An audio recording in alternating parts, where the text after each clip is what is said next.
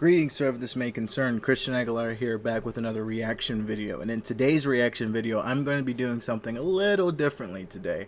I'm not going to be reacting to any particular trailer. However, I'm going to be reacting to the first images that were released by Sony Pictures of the new Resident Evil live action movie.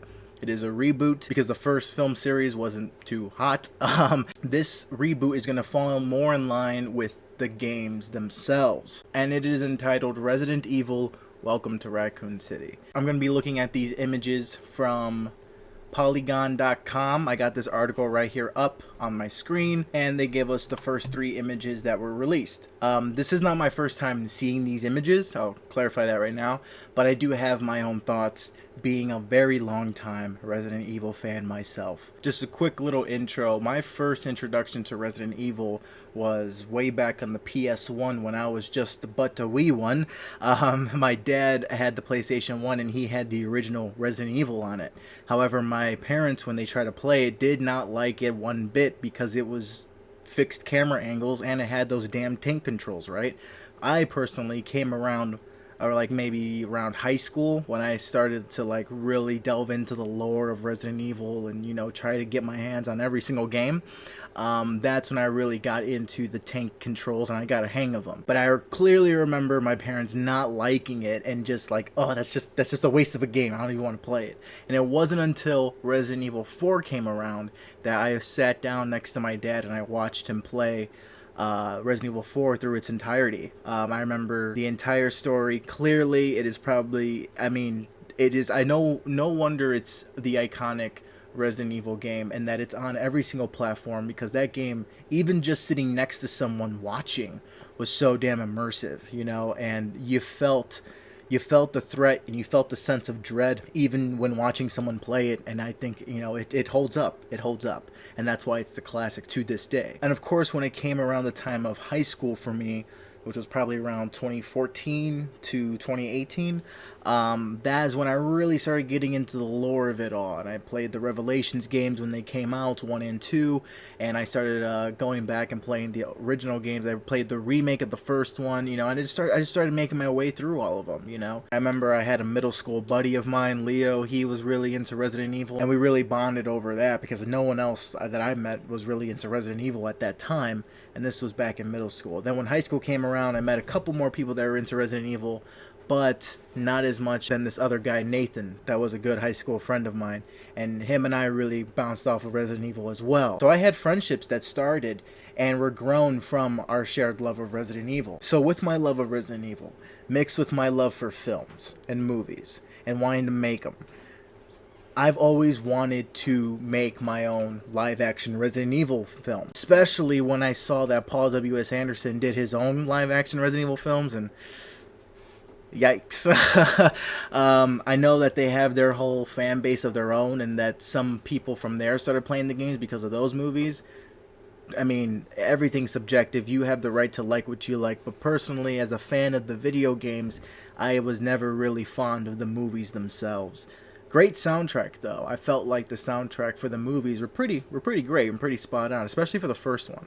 And I thought the second one was okay because it had Nemesis in it, and I remember seeing that as a kid. I'm like, ooh, Nemesis. And I remember seeing him in the game too, and I'm like, oh, look at that, that's so cool. And even today, looking back on it, I'm like, okay, it's cool that they did Nemesis in a practical way, but I cannot really wrap my head around the entire let's follow an original character that doesn't even exist in the games, and let's center this whole franchise around her. So that is why I'm really excited to see this new Resident Evil live-action reboot really tackle the roots of the game. I'm still very much excited to see what is in store for this live-action reboot, especially since I heard that they're basically meshing both 1 and 2 together, which is really interesting.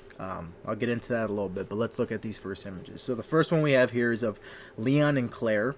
When I get a closer one, a little closer up images here, I like to use this one right here. So this image right here on the screen is of Leon and Claire.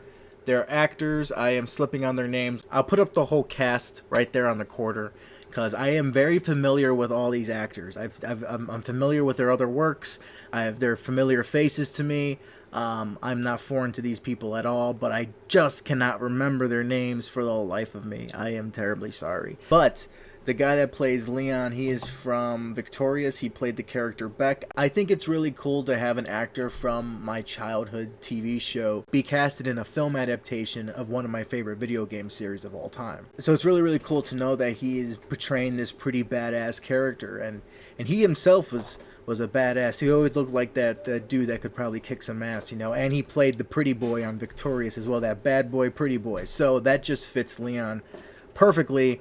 And despite what people say that they're not the same skin tone or nationality or race or whatever, he's a good casting. I want to see what he can do. I think he has the charm. I think he has the charisma to really do something with this character. And something I want to see from this Leon in particular is his frantic rookie fearfulness, you know, like this isn't the action hero Leon that we know of. This should not be action hero Leon just yet. This is rookie cop Leon, all right? This is first day on the job, all right? He's nowhere near Resident Evil 4 to Resident Evil 6 type level. Even the CGI Resident Evil movies have action star Leon in them.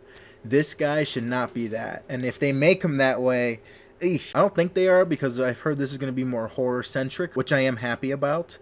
And it would fit too, because this is the first time these characters are coming across anything like this in their life, you know? This is their first time experiencing the nightmare, right? And this is what leads them to become those action stars later down the road. So I really want to see that franticness and that maybe like that clumsiness here and there, you know? I don't want to see like a perfect hero, you know? I want to see maybe them drop a gun or drop a magazine and they're like, shit, fuck, you know? And that's what I liked about the remake too. They kind of made him a little more realistic, because in the original games they never dropped an F-bomb, and it was just really unrealistic that a zombie invasion would be happening and no one's dropping an F-bomb, right? So I really like how the remake, when they're like, you know, when they get scared by zombies, you know, they're vulnerable people, and I really love that. And I love how the remake brought that out of Resident Evil 2. I love how the remake of that one brought that out of the characters, and I really hope that translates over to the movie. Same thing with Claire. I do hope she has that, like, oh shit, I'm stuck in the deep end here and I need to survive. She's stuck in this situation even though she put herself into it, because she's on the search for her brother Chris, you know, because he's been missing ever since the mansion incident. Which brings me back to the fact that since they're meshing these two together, I'm wondering what the narrative is going to be like. How are you going to have Leon, Claire, Jill, Chris, Wesker, you know, how are they all going to be in one movie, the first movie together, if their first experiences happen in two separate games, you know? So I kind of don't like that idea of meshing the two games together, because if you do that, already it's inaccurate to the games. Resident Evil 1 and Resident Evil 2 both have great narratives and such unique locations and characters on their own that they could be two separate movies. Just do the mansion and then do Raccoon City, you know? If you're going to mesh any of the two games together, I think it would have to be Resident Evil 2 and 3. They both take place at the same time, parallel to each other, you know? And it's not too far off that would be in the same movie. But to put 1 and 2 together is quite awkward. And I don't know how they're going to do this, and that's what worries me going into this movie. Mainly. But the look of everyone just looks pretty authentic so far, especially these two. I love the costume design so far. I know people said it looked a little cheap, it looked a little fake, but I can get over that, because Resident Evil itself, the video game, has a lot of cheesy fake moments to it, because at its heart, it's always been like a Western parody. It's always been how Japanese viewed Western civilization. You know, they think of them as gung-hoing badass heroes when they need to be, you know? And of course, with those badass moments, you got the cheesy one-liners in a lot of action movies, you know?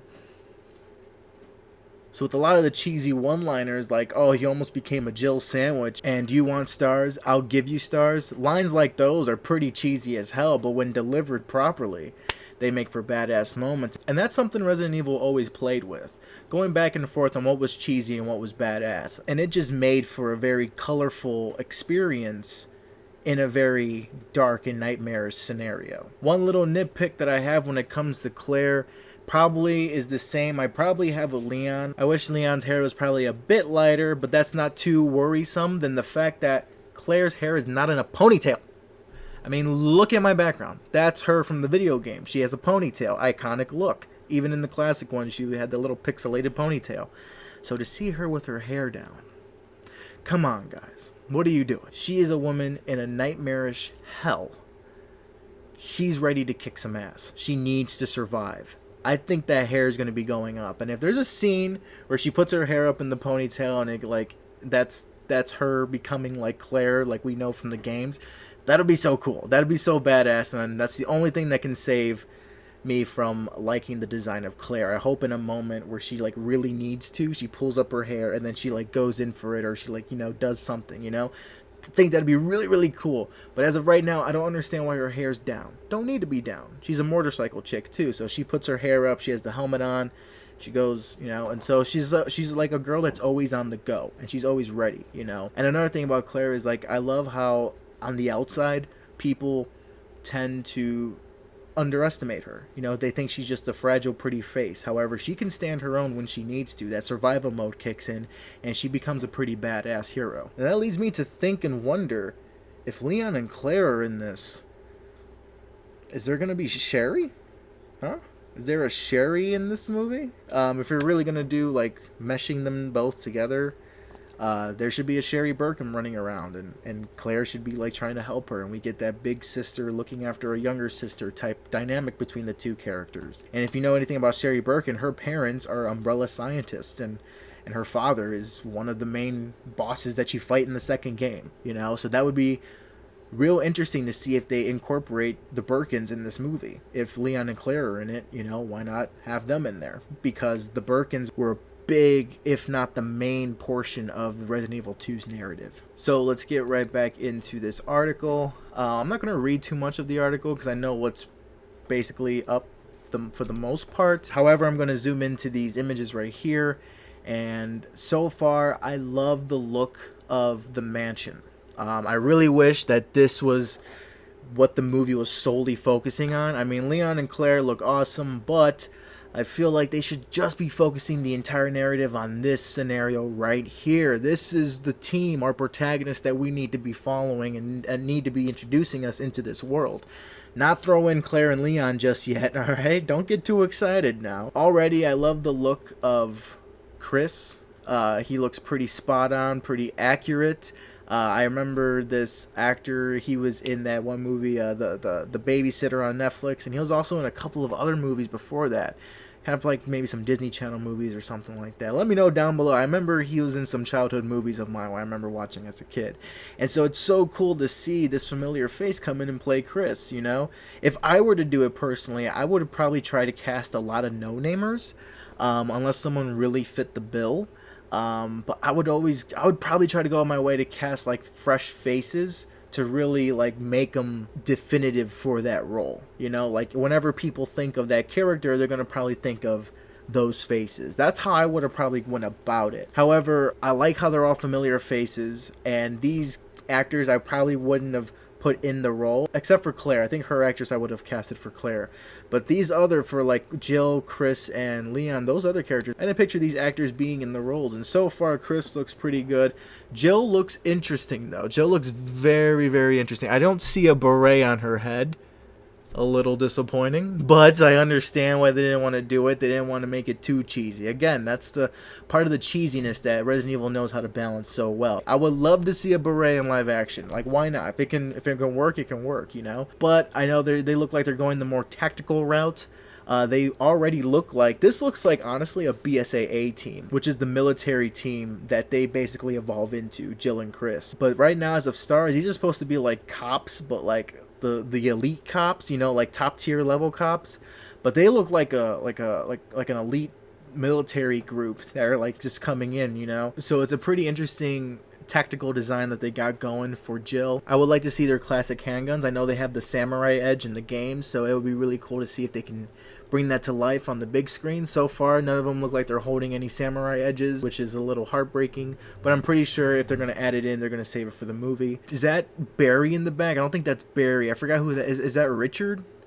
No, Richard's he's tussling with the snake in the library. No, who's this? I don't know who this dude is in the back. He's probably some extra. That's not Barry. That can't be Barry. Is Barry even in the movie? That's another thing. Where's Barry Burton, man? Barry Burton had so much of the heart and spirit of the first Resident Evil. And where's Rebecca? Where's Rebecca Chambers? She's part of the STARS team too.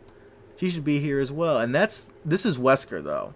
That I know for sure is Wesker because of the actor that they said was gonna portray him. He don't look like Wesker. He don't scream Wesker, man. Where's I know? Okay, I get it. It's at night or whatever. But again, the cheesiness that comes in. Where's his sunglasses, man? I know they're cheesy, but man, that's like a staple for Wesker. And if you don't have that, you know, and there's awesome moments where he takes off the sunglasses and reveals like his sinister eyes. That's later in Resident Evil 5, but that's so cool, you know, like to have him reveal his eyes when he's like ready to go into kick-ass mode, you know? So to have him already unmasked, per se, you know, he has his sunglasses off, it's just off-putting. I don't really like the design of Wesker too much. He already feels like a bad guy. Spoiler.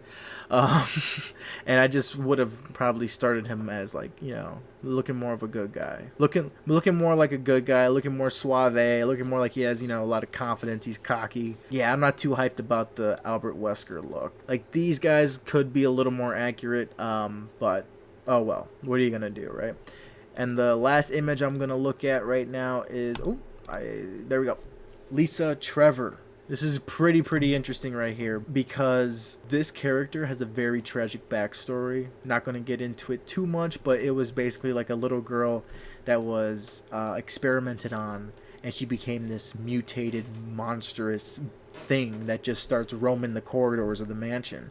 And I love how they are going to be betraying her in this movie because she is probably one of my favorite Resident Evil antagonists, one of my favorite monsters because of her tragic backstory and the way we learn about it in the games. I hope that they kind of make the characters learn about it in the movie is by the letters. You pick up random letters that are scattered around the mansion, and you see even the handwriting gets sloppier because she's getting more mutated, right? And she's losing touch with her human side. And I just love seeing the downfall. It's just so... I just love reading the downfall in the text. It's from her perspective, a little girl documenting how she feels itchy, how she feels like, you know, like she's like starting to scratch her skin off, and she's starting to eat herself. It's pretty disturbing. It's upsetting, and it's just crazy to experience when you go through the game for the first time. So I really hope that translates into the movie somehow, some way. I'm really excited to see this character, and I think this character has like a mask, like a skinned mask over them. I don't think that's her face because it's too defined. In the games, she's way mutated and you can't really see anything or make out anything of her face but one eye. And I think that's what lies underneath this little skin mask. That's what I think it is. I don't think that's actually her true face.